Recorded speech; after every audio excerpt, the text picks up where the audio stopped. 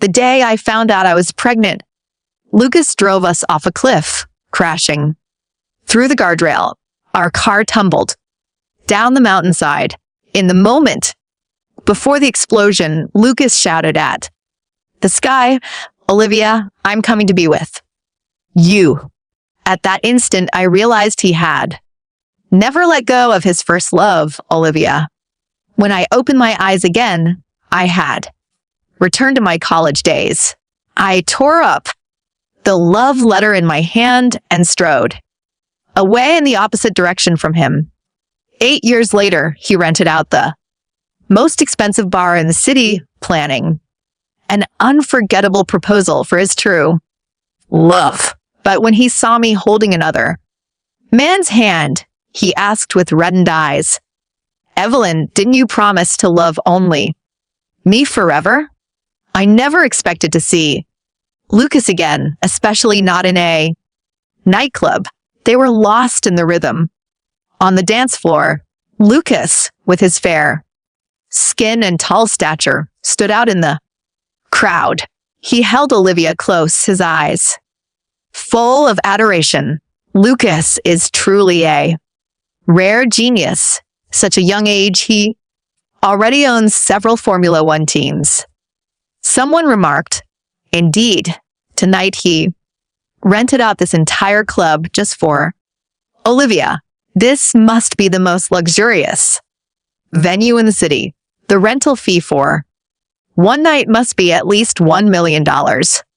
Well, you can't put a price on a beautiful woman's smile. As the music stopped, Olivia stood there, flushed and slightly out of breath. Suddenly, the big screen lit up, playing a montage of Lucas and Olivia's romantic moments.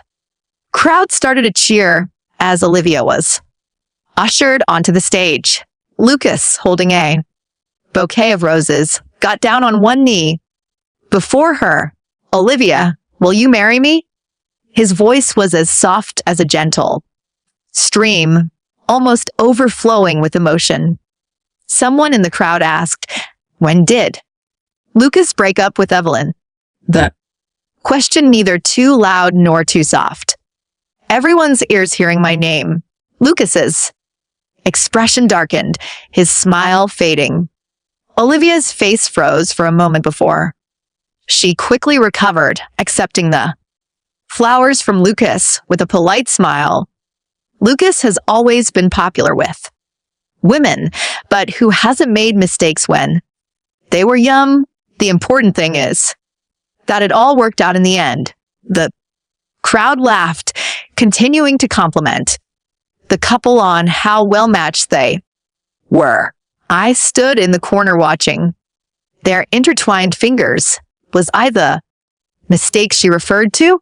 But she didn't know that in my previous life, it was Lucas who had pursued me. He had fallen for me at first sight, launching an intense pursuit. Who could resist a handsome, tall, intelligent man who loved you to the point of obsession? So I agreed. On the day we became official, Lucas cupped my face, hesitating to kiss me. "Evelyn, am I dreaming?" he had said. "If I kiss you, will I wake up?" I laughed, brushing his beautiful eyes before standing on tiptoe to kiss him. That night, he promised me, "Evelyn, I'll be good to you for the rest of my life." I believed him, but he lied. I took a deep breath and headed towards the elevator. Through the dim light, a sharp-eyed former classmate spotted me and exclaimed, "Evelyn, what are you doing here? What happened to you? You look so disheveled. Don't tell me you're still unemployed since Lucas is here. Why don't you ask him to help you find a job that pays at least $5,000 a month?" Their mockery was undisguised.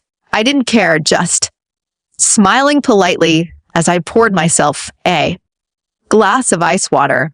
From the moment I entered, Lucas's gaze had been fixed on Me, never wavering, seeing me take a free glass of ice water. He seemed to relax a bit and said casually, "Order whatever you want. I'm covering all the expenses tonight." I replied, "Thank you, but that won't be necessary." My tone was polite, but carried an unmistakable distance. Lucas's attempt to approach me halted. Half his face was hidden in the shadows, making his expression unreadable. After a long moment, he let out a bitter laugh. "Evelyn, after all these years, you're still so prideful." Olivia's gaze was filled with weariness, intertwined her fingers with Lucas's, eyeing me with a look of ownership and contempt. "Evelyn, I don't mean to be rude, but as a woman, you should at least make an effort with your appearance. When you go out, look at your mismatched clothes and messy hair. How do you expect any man to want to marry you like this? I have plenty of clothes at home that I don't wear anymore. If you don't mind, you can have them. After all, Lucas buys me so many that I can't even fit them all into walk-in closets." The crowd burst into laughter. I turned to look at my reflection in the glass. After 2 days of nonstop work on set, I was exhausted and hadn't my appearance. Standing next to the impeccably groomed Olivia, I did look rather unkempt in comparison. "No, thank you," I said, waving her off as I helped myself to some chilled fruit from the bar. I was too hungry to care about my table manners. Lucas suddenly walked towards me and held out his phone. I looked up at him confused. "Give me your account number. I'll transfer you $300,000. He said, "Your current situation is ultimately because of me, but we're in the past now. Don't be so stubborn. Stop waiting for me and move on with your life." I pushed the phone back to him. "There's no relationship between us. This isn't necessary." Lucas frowned, his voice trembling slightly, though he didn't seem to notice it himself. "No relationship? What do you mean? Am I just a stranger to you now?" I looked up, meeting his gaze steadily. "Aren't we? Our lives have no intersection. Whether I dress well or poorly, whether I live comfortably or not, what does it have to do with you? If you have too much money to spend and you might consider helping those in need," perhaps feeling that I had embarrassed him in front of everyone. Lucas's expression turned impatient. He coldly rebuked me. "Evelyn, stop pretending. Didn't you show up here just to get my attention?" Seeing this, Olivia gently comforted him. "Lucas, don't say that about Evelyn. It's too harsh." Turning to me, the contempt in her eyes was barely concealed, though her tone remained gentle as ever. "Evelyn, don't mind Lucas. He's is concerned about an old classmate. How about this? I open a private clinic on South Street. We need a receptionist there with a salary of $7,000 plus room and board. If you're interested, you can work there." Someone nearby exclaimed, "South Street is prime real estate. I have a clinic there. Olivia must really be something. Evelyn, you've struck gold. Quick, think Olivia." I rolled my eyes, calmly eating my fruit and refusing their offer once again. "No need. I'm very happy with my current job." See that? I didn't appreciate their gesture. Those trying to curry favor with Lucas immediately stood up to criticize me for being ungrateful. "Evelyn, I think poverty has made you crazy. Lucas and Olivia are trying to help you. And not only are you not grateful, but you're acting all high and mighty. We're all old classmates. Everyone knows what you're worth. Don't miss this opportunity for the sake of your worthless pride. After he finished speaking, Olivia pretended to stop him. Please don't say that about Evelyn. Maybe she really likes her current life. As she spoke, her eyes welled up with tears as if she had been bullied. Seeing the tears in Olivia's eyes, Lucas pulled her into his arms, comforting her. Softly, Olivia, you're just too kind. He turned to me and said, Evelyn, I didn't expect you to still be so selfish and hypocritical. You really are beyond help. You only deserve the worst life has to offer. I was curious why Lucas would say such things about me in both my previous life and this one. I had never done anything to hurt him. Why, after all these years, was he still speaking to me so harshly? I didn't want to engage with them any further and stood up to go to the private room upstairs.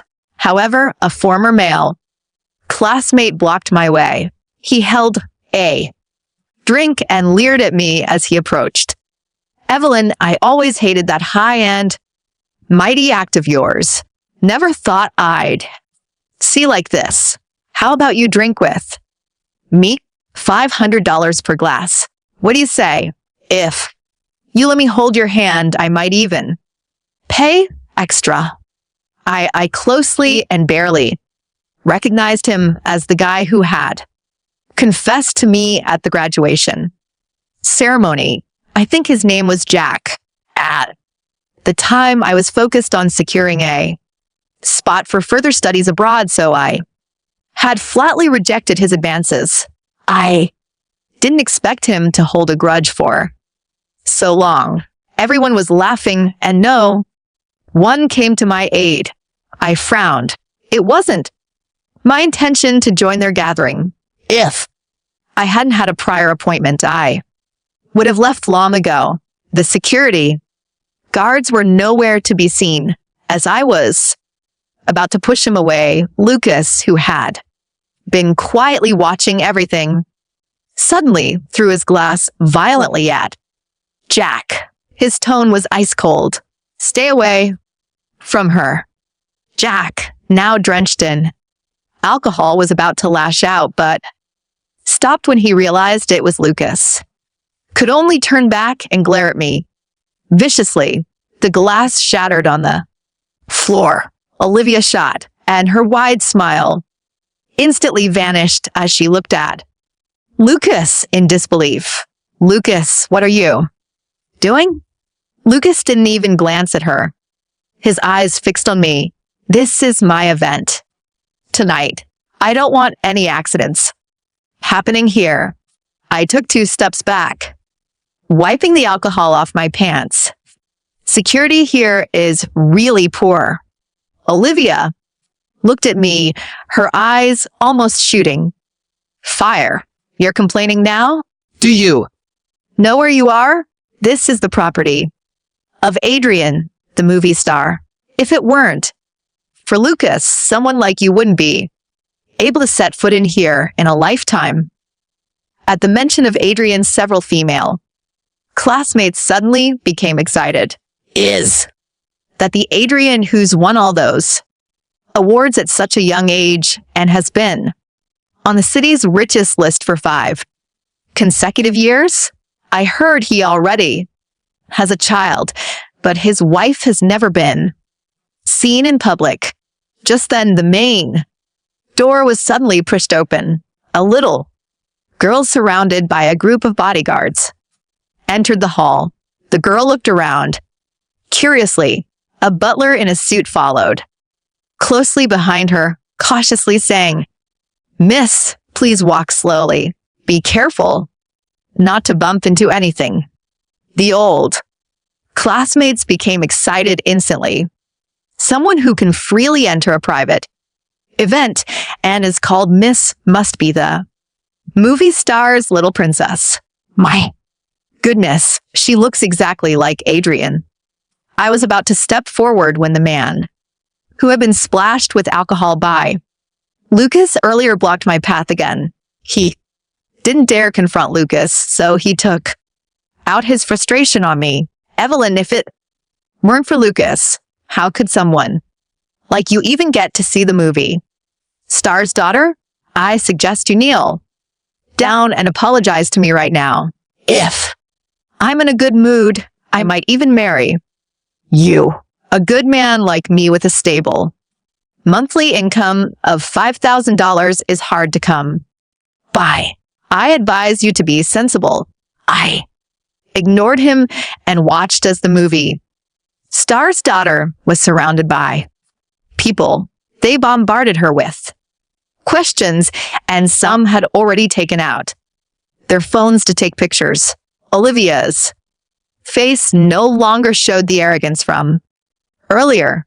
Instead, she wore a fawning smile. Little sister, is your daddy Adrian? After getting confirmation from the little girl, Olivia's smile became even more ingratiating. What are you doing here? Would you like some fruit? Let sister get it for you. As she spoke, she reached out to touch the girl's face. The little girl pushed Olivia's hand away and walked straight towards me. Under everyone's gaze, she threw herself into my arms, sweetly calling out, "Mommy." The entire room plummeted into a suffocating dead silence. The ice in my glass shifted, making a sharp clink that sounded like a gunshot in the quiet hall. I set the glass down, wiped the chilled water from my fingers with a napkin, and crouched down to catch the little bullet of energy hurtling toward me. Lily, I said, my voice softening as I scooped my 4-year-old daughter into my arms. She smelled like strawberries and expensive baby shampoo. Why did you run down here? Where is your dad? Lily buried her face in my neck, her little arms wrapping tightly around me. Daddy was on the phone being loud. He said a bad word to Uncle David about the movie edits. I got bored. Before I could scold her properly, Olivia took a step forward, her face stretched into an awkward, rigid smile. Little sister, you must be confused, she said, her voice dripping with forced sweetness. This woman isn't your mommy. She just works on film sets. Your mommy is a very rich, very beautiful lady.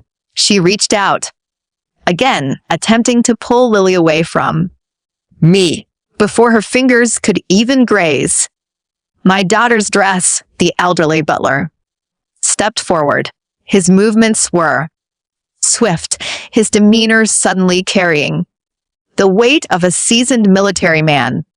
Rather than a servant, he easily swatted Olivia's hand away with a silver-handled walking stick.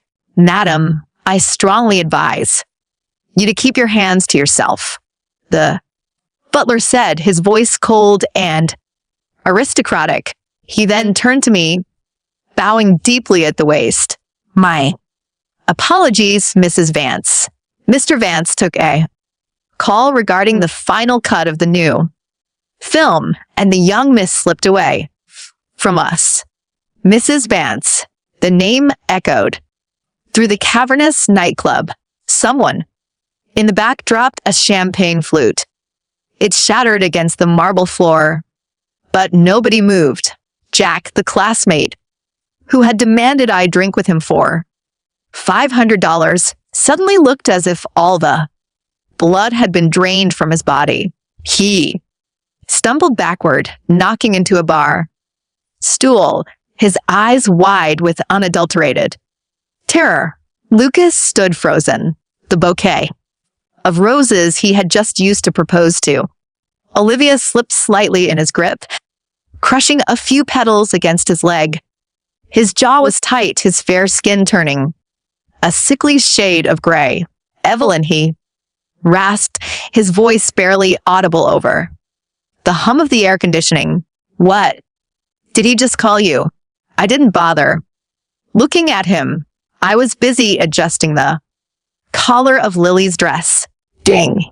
The private elevator at the back of the hall, the one that required a biometric scan to operate, the one the club manager had strictly forbidden anyone from approaching tonight, chimed softly.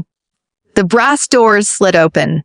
A man stepped out. He wasn't wearing a tuxedo or a flashy designer suit like Lucas.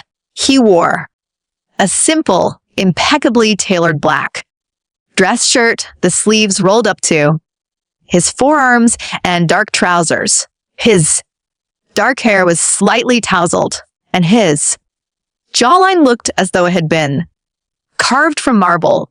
Even in casual clothes, his presence commanded the room so absolutely that the air pressure seemed to shift. It was Adrian Vance, the movie star, the billionaire, the man who had dominated global box offices and Forbes lists for the last half decade. He didn't look at the crowd. He didn't look at the flashing screens playing Lucas and Olivia's montage. His piercing eyes swept the room, immediately locking onto me. The sharp, intimidating aura around him vanished instantly, replaced by a deep, weary affection. He walked straight through the crowd. The former classmates scrambled out of his way like Moses parting the Red Sea.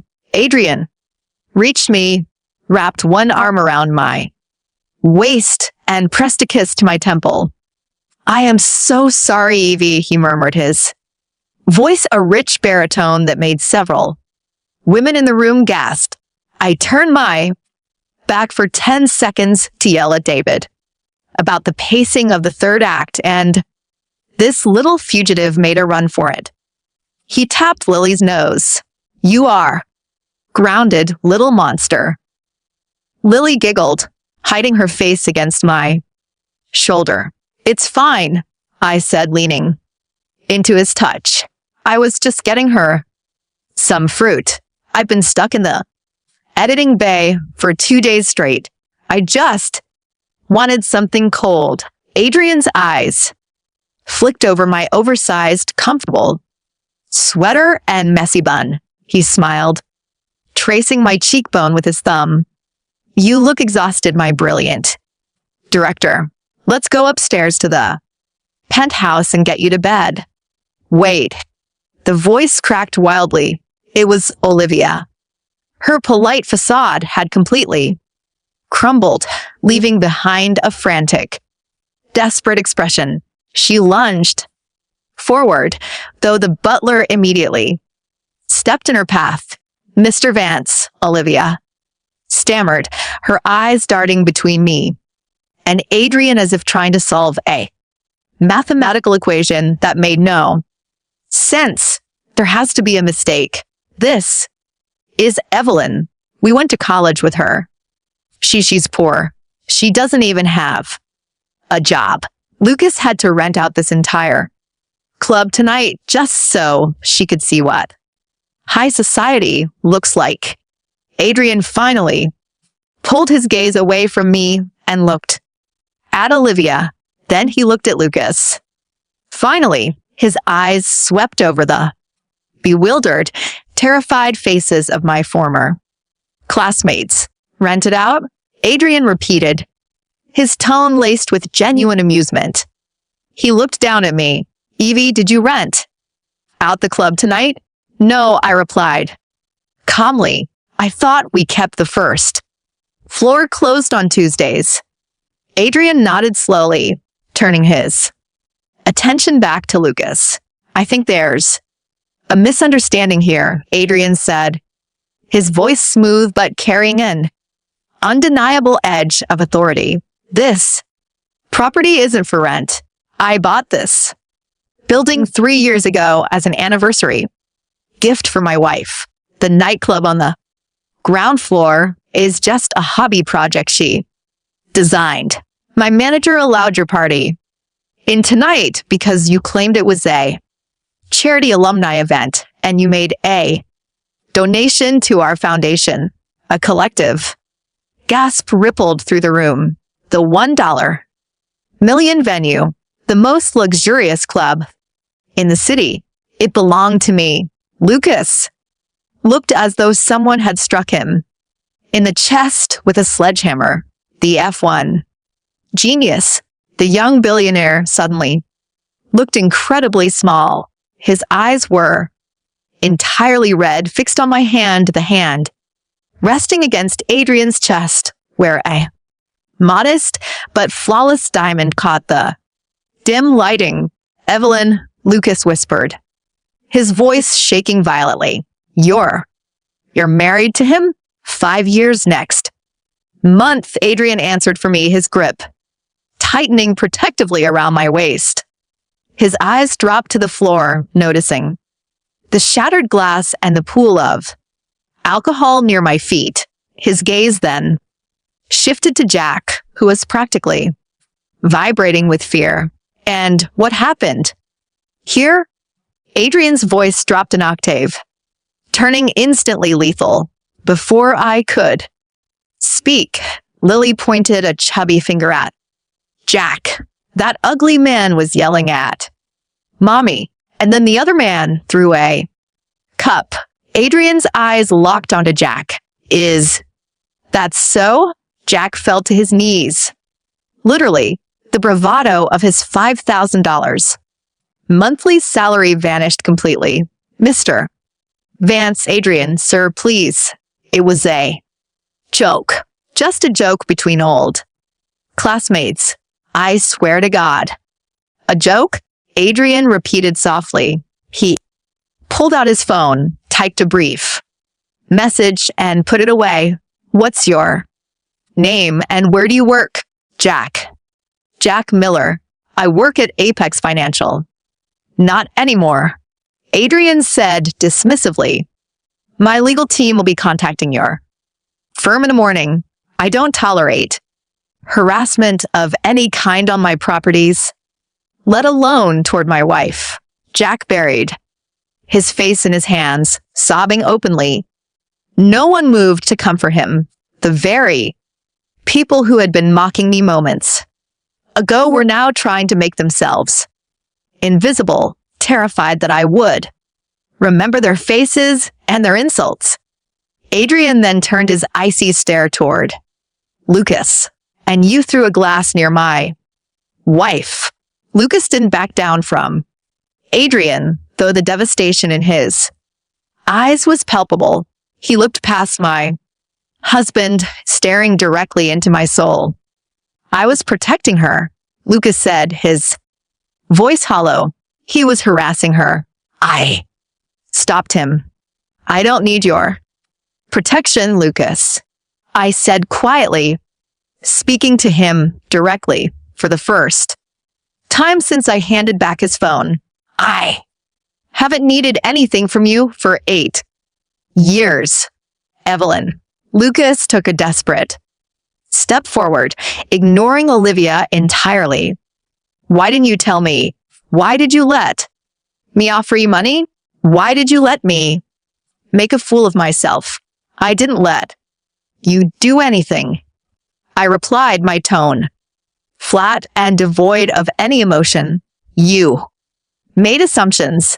You offered me $300,000 to stay away from you. Olivia offered me a receptionist job. I declined both. You were the ones who insisted I was begging for your attention. I was simply waiting for my husband to finish his work. $300,000? Adrian laughed, a short, dark sound. Evie, did you tell them your latest script for the Midnight Sun just grossed $400 million globally? That allowance wouldn't even cover the taxes on your royalty checks. Olivia stumbled back as if she had been physically slapped. The Smug, condescending woman who had offered me her cast-off clothes was now staring at me in sheer horror. She looked down at her own designer dress when I could have easily bought 1,000 times over and suddenly looked utterly pathetic. Lucas, Olivia cried, grabbing his arm. Lucas, let's just go. Please, this is absurd. Lucas violently shook her hand off. He didn't even look at her. His eyes were locked on me, searching my face for any trace of the girl who had once stood on her tiptoes to kiss him, but that girl had died in a burning car at the bottom of a cliff. You planned this, Lucas accused, his chest heaving. You knew I'd be here. You wanted to humiliate me. You're not that important to me, Lucas, I said simply. The absolute truth in my voice seemed to break something inside him. You're a stranger. This is my building, my family, and my life. You're just a guest who overstayed his welcome. I turned to Adrian. I'm tired. Can we go upstairs? Of course, my love, Adrian murmured. He kissed the top of my head, then turned to the club manager who had materialized at the edge of the room. Clear the hall. The charity event is over, and blacklist everyone on the guest list tonight from all Vance properties globally. Yes, Mr. Vance, the manager said instantly. Without looking back, I walked toward the elevator with my husband and my daughter. The brass doors slid shut, cutting off the sight of Lucas standing frozen among the wreckage of his perfect proposal and Olivia weeping into her hands. 3 months later, the consequences of that night rippled through the city's high society like a tidal wave. I didn't actively seek out news about Lucas, but when you operate in the upper echelons of the entertainment and business worlds, gossip is unavoidable. Adrian's casual blacklist order had far-reaching effects when the corporate world realized Lucas had offended Adrian Vance, a man with deep ties to global finance and media. Several key sponsors pulled out of Lucas's F1 teams. The loss of funding put severe strain on his businesses. To compensate, Lucas began working erratically, making high-risk investments that ended in disaster. But the business failure was nothing compared to the personal fallout. Without the halo of being the perfect, untouchable billionaire, Lucas's relationship with Olivia fractured. The stress tore away Olivia's gentle, understanding facade. According to industry whispers, they engaged in screaming matches in public. She accused him of still being in love with me. He accused her of being a shallow gold digger who only cared about his money. The engagement was called off a month after the nightclub incident. Olivia tried to take half of his assets in a palimony suit, dragging their ugly private lives through the tabloids. Meanwhile, my life continued in peaceful bliss. My new film wrapped post-production and premiered at Cannes, sweeping several awards. I walked the red carpet with Adrian wearing a custom gown, holding his hand as the cameras flashed. We were happy, genuinely, effortlessly happy. But fate, it seemed, wasn't quite done with the past. It was late October, and a torrential downpour had turned the city into a blur of gray. I had stayed late at my private studio downtown to review some storyboards. Adrian was out of the country for a 2-day press junket, and Lily was safely at home with her nanny and the security detail. I locked the studio doors and stepped out under the awning, opening my umbrella. A figure detached itself from the shadows of the alleyway. I didn't flinch. I had personal security stationed in an SUV across the street, but I raised a hand to signal them to hold back. It was Lucas. He looked terrible. He was soaked to the bone, his expensive suit clinging to his gaunt frame. He had lost weight, and his usually perfectly styled hair was plastered to his forehead. His eyes were bloodshot, rimmed with dark, bruised circles. He looked like a ghost. "Evelyn," he croaked, taking a step forward but stopping abruptly when my security guard stepped out of their vehicle. "What do you want, Lucas?" I asked, my voice calm over the sound of the pouring rain. He stood in the downpour, shivering, his eyes locked on mine with a desperate, unhinged intensity. "I remember," he whispered. I didn't react. I just looked at him. "I remember," he repeated, his voice cracking into a sob. He fell to his knees on the wet pavement. The mountain road, the rain, just like this. The car crashing through the guardrail. The fire. He pressed his hands against his face, weeping openly. I shouted her name. I shouted Olivia's name before we went over the edge. But when the car stopped rolling, when the fire started, I looked over at the passenger seat. He dropped his hands, looking up at me with sheer agony. "It was you. You were bleeding. You were reaching for me, and I realized, God, Evelyn, I realized in that final second that I didn't care about Olivia. I had spent years chasing a memory of my first love, ignoring the woman who actually built a life with me. I died watching you die, knowing it was my fault. I felt a coldness wash over me, not from the rain, but from the absolute tragic irony of it all. He had reincarnated too, but unlike me, who woke up on the first day of college with all my memories intact, Lucas had lived his second life blind. His memories of our previous life's horrific end had only just returned, likely triggered by the severe psychological trauma of losing everything these past 3 months. When I woke up in this life, I didn't remember. Lucas cried, crawling a few inches forward, though he didn't dare touch my shoes. I only remembered that I was supposed to love Olivia. I was supposed to be with her, but every time I looked at her, I felt empty. Every time I saw you from afar, my heart hurt, and I didn't know why. I thought it was just my pride because you dumped me in college. I didn't know. He reached out a trembling hand. "Evie, please." The universe gave us a second chance. I remember now. I know how badly I failed. You. I love you, only you. Leave him, please. I'll give up everything. We can start over. I stared down at the man who had quite literally driven me to my death in another lifetime. The man who had broken my heart, squandered my youth, and discarded me for an illusion.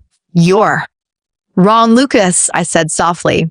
He blinked up at me through the rain, hope fighting with the despair in his eyes. "Wrong? About what?" "The universe didn't give us a second chance," I told him, my voice devoid of any pity. "It gave me a second chance, a chance to walk away you." Lucas let out a choked gasp as if I had driven a blade into his stomach. "You don't love me, Lucas. You never did." I continued, my tone clinical. "In the first life, you took me for granted. because I loved you to the point of foolishness. In this life, you obsessed over me because I rejected you. And now you only want me because I belong to someone better and you have nothing left. You're confusing regret with love. No, he sobbed, shaking his head wildly. No, Evie, that's not true. I swear. It is true. I interrupted. And even if it weren't, it doesn't matter. I don't love you. I haven't loved you for a very, very long time. The man I love is at home and I'm going to him now. I turned my back on him. Evelyn, he screamed, a sound of pure, feral devastation that echoed down the empty street. Evelyn, please, don't leave me here. I'm sorry. I'm sorry. I didn't stop walking. I didn't look back. The security guard stepped between us as I climbed into the warm leather interior of the SUV. I closed the door, shutting out the sound of the rain and the wailing of a man who was finally paying the price for 2 lifetimes of selfishness. Home, please. I told the driver. Yes, Mrs. Vance. The SUV pulled away from the curb. Through the tinted window, I caught one final glimpse of Lucas. He was curled into a ball on the wet asphalt, utterly broken, alone in the dark. I looked away, pulling out my phone as it buzzed. A FaceTime call from Adrian. I swiped to answer, and the screen lit up with the handsome, smiling face of my husband. He was sitting in a hotel suite in Paris, the Eiffel Tower glowing in the window. Behind him, hey, beautiful, Adrian said softly, his eyes crinkling at the corners. Did you finish your edits? I did. I smiled, feeling a profound warmth spread through my chest, chasing away any lingering chill from the alleyway. I'm on my way home to our daughter now. Good. Adrian murmured. I miss you, both of you. I'm taking the red-eye tonight. I can't stand being in the city without you. I miss you, too. I whispered, and I meant it with every fiber of my being. I leaned my head against the window as the car drove through the glittering city streets. The past was finally completely dead. The ghosts of my previous life had been put to rest. I closed my eyes, listening to my husband's voice, driving toward a future that I'd built with my own hands. A beautiful, brilliant life that was entirely, perfectly mine.